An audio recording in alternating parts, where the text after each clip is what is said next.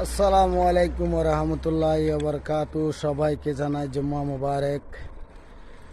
সবাই সুস্থ থাকবেন, ভালো থাকবেন, এই দোয়া কামনা করি। আল্লাহ পাক রব্বুল আলমিন এই জুম্মার উসিলাই আমাদের সমস্ত মুসলমান ভাই বেরাদেরকে গুনাহ মাফ করে দাও, আমিন।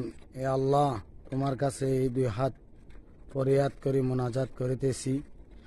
আমাদের যে সমস্ত মানুষ অসুখ বিসুখ মশা মুসিবতর মধ্যে আছে, বালা মুসিবত আছে, সবাইকে সুস্থ করে দাও, আমিন। এই দোয়া কামনা করি।